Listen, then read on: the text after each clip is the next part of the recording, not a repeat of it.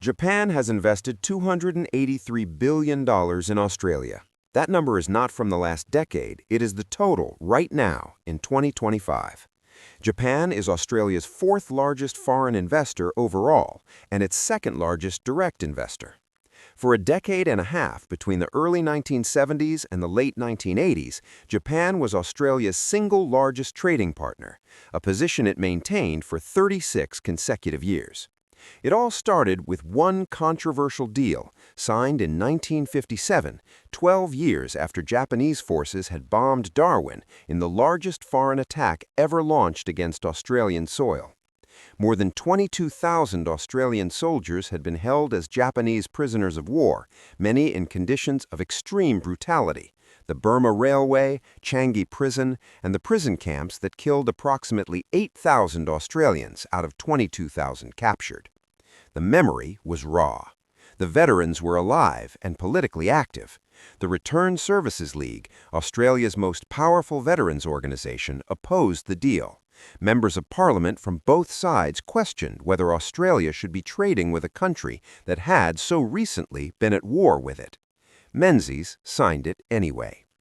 His argument was economic. Japan was industrializing at extraordinary speed. It needed the coal and iron ore that Australia had in abundance, and the geographic proximity that had made Japan a military threat now made it a natural trading partner.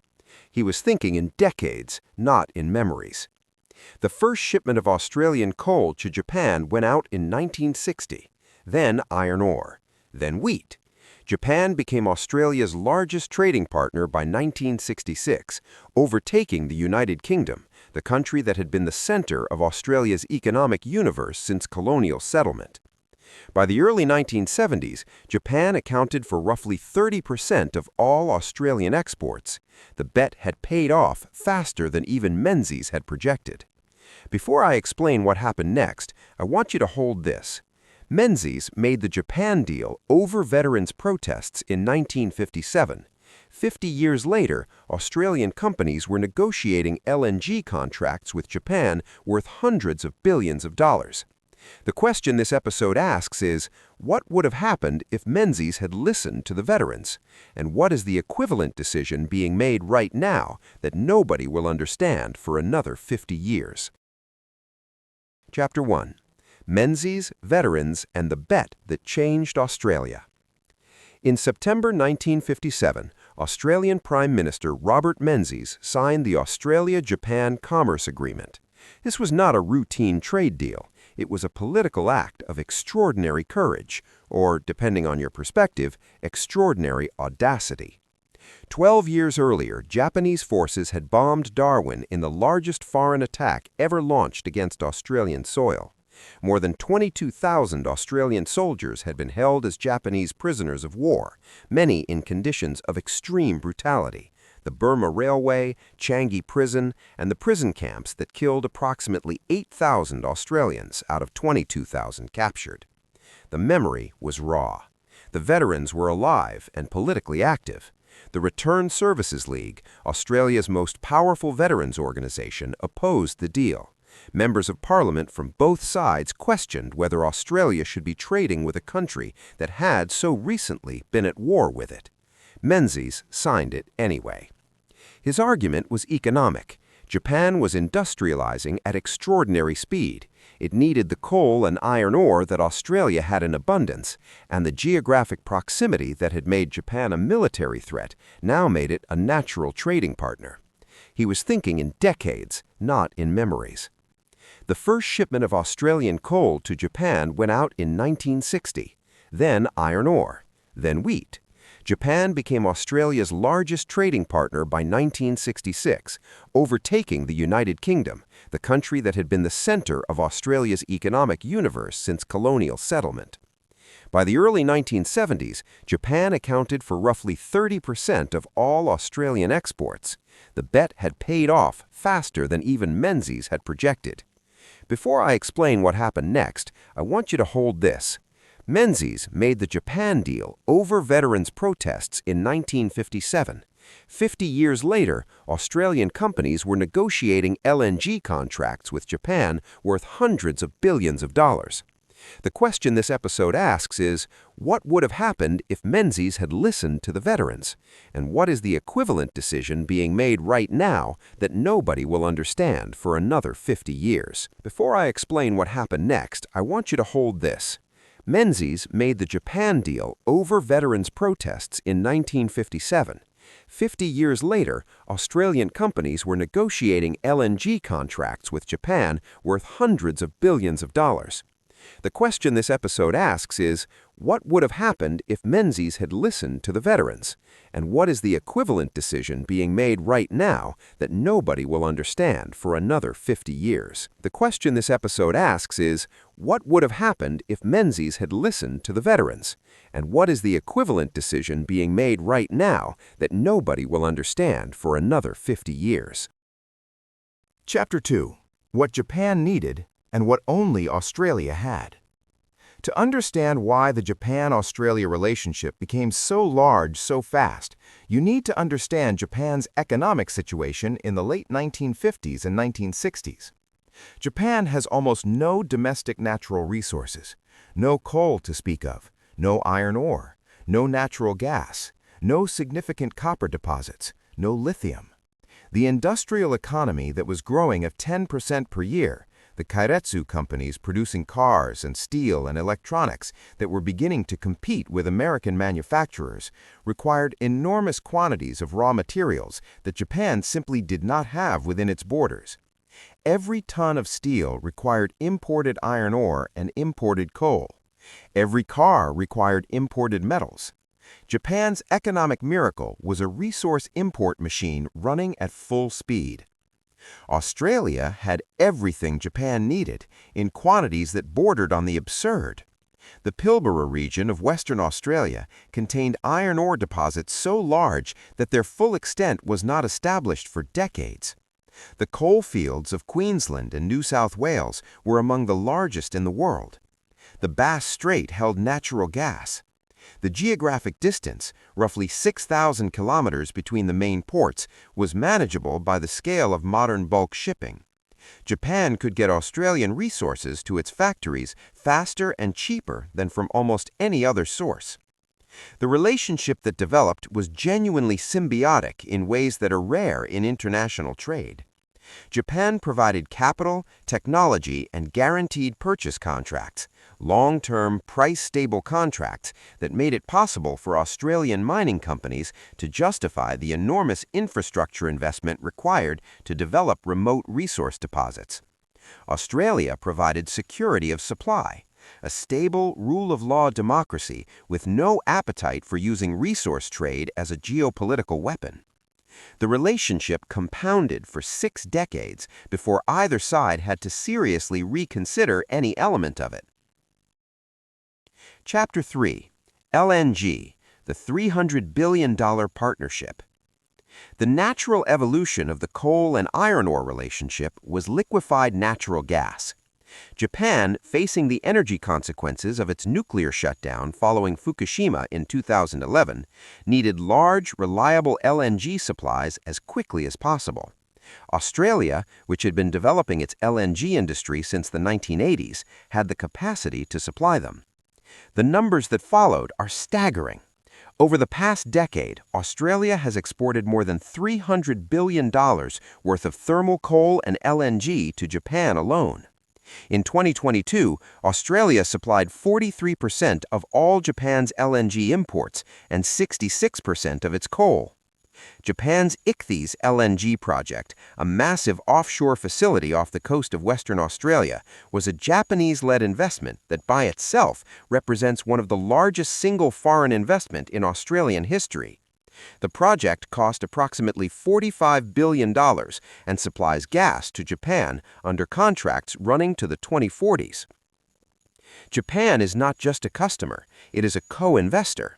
As of 2024, Japan was the second largest direct foreign investment in Australia at $159.5 billion, accounting for 12.5% of all foreign direct investment. This is capital that has built infrastructure, created jobs, and developed industries that would not exist at anything close to their current scale without Japanese willingness to commit for decades. The relationship has also been institutionally structured in ways that make it durable. The Japan-Australia Economic Partnership Agreement, which entered into force in 2015 and marked its 10th anniversary in 2025, is the most utilized bilateral free trade agreement Australia has. The annual Ministerial Economic Dialogue between Japan and Australia covers energy, critical minerals, defense, and digital infrastructure. The two countries are not just trading partners, they are strategic partners whose economic interests are deeply intertwined. Chapter 4. The Energy Transition, the next $283 billion. The Japan-Australia relationship is now undergoing its most significant transformation since the 1957 Commerce Agreement. The reason is the energy transition, the global shift from fossil fuels to renewable energy and the materials that enable it. Japan has committed to achieving carbon neutrality by 2050. Its ability to reach that target depends on securing reliable supplies of critical minerals, lithium for batteries, rare earths for wind turbines and electric motors, cobalt, nickel, and manganese. China currently controls approximately 60 to 90% of the processing capacity for most of these minerals. Japan, which lived through the Chinese rare earth export restrictions of 2010 that sent prices soaring and disrupted Japanese manufacturing, is deeply motivated to diversify its critical mineral supply chains.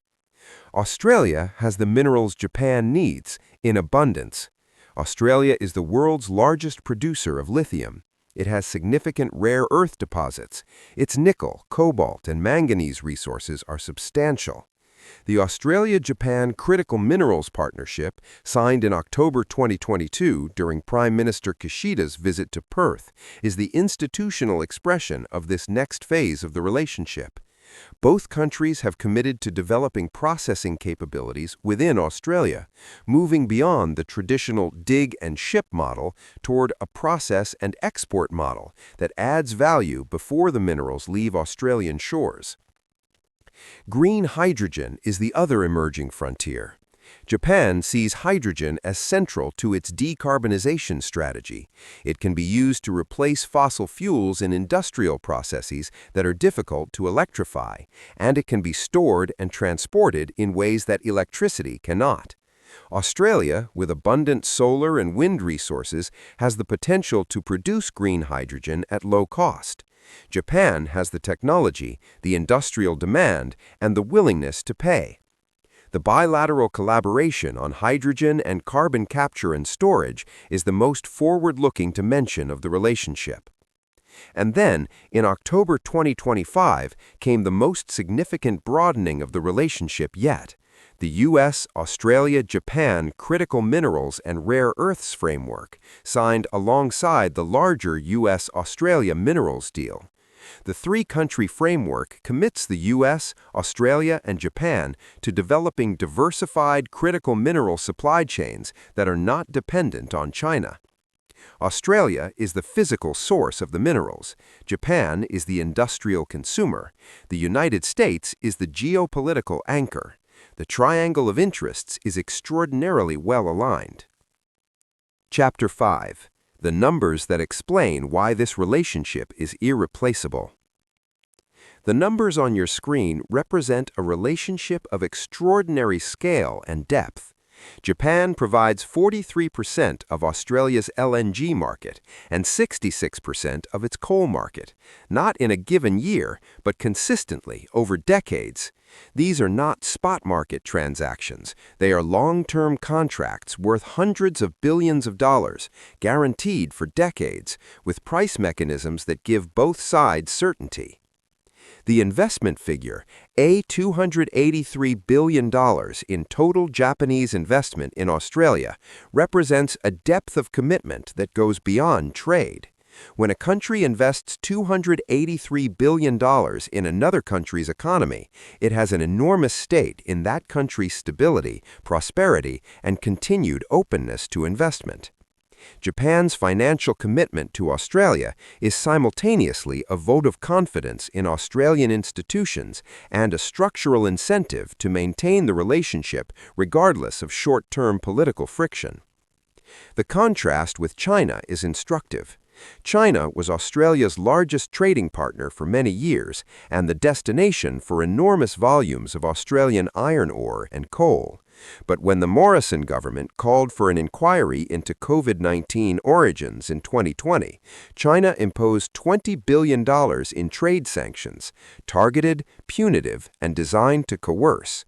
Japan, which is a democracy with an independent foreign policy and shared values of rules-based international order, has not weaponized the economic relationship in the 6 decades since 1957. That reliability has an economic value that does not show up in any single trade statistic, but compounds over decades. Chapter 6. What Menzies' Bet Means for the Next 50 Years. Menzies' bet in 1957 was that geographic proximity, resource complementarity, and rule of law reliability would matter more than recent military history. He was right. The bet compounded for 60 years and produced $300 billion in LNG and coal exports, $283 billion in total investment, and a strategic partnership that is now the anchor of Australia's economic position in Asia. The next version of Menzies' bet is happening right now. Australia's critical minerals, lithium, rare earths, cobalt, nickel, are the new coal and iron ore. Japan's need for them is as acute as its need for coal was in the 1960s. The energy transition is to the 2020s what industrial expansion was to the 1960s, the overwhelming force reshaping what resources the world needs most. But the next bet is harder than the 1957 one. Processing critical minerals is technologically more demanding than mining coal. Producing green hydrogen at commercially viable cost requires technology and infrastructure that does not yet fully exist. The dig and ship model that served Australia well for 6 decades is not going to generate the value that Australia needs in a world where processing, not mining, is where most of the value is captured. Australia has $8.6 billion in committed government loans to critical mineral projects. The U.S.-Australia deal commits another $1.5 billion. Japan is investing alongside. The question is whether Australia can build the processing and manufacturing capability that would make it not just the world's quarry, but the world's critical mineral refinery. That is the challenge Menzies' successors face. It is not as simple as the 1957 deal, but the opportunity is larger. In 1957, Menzies made a bet that Australia's future lay in Asia, not the Atlantic. The veterans opposed him, Parliament debated him, history vindicated him. The bet is being extended, deepened, and broadened right now. $283 billion in and counting. This is Macro Atlas. Thank you for watching.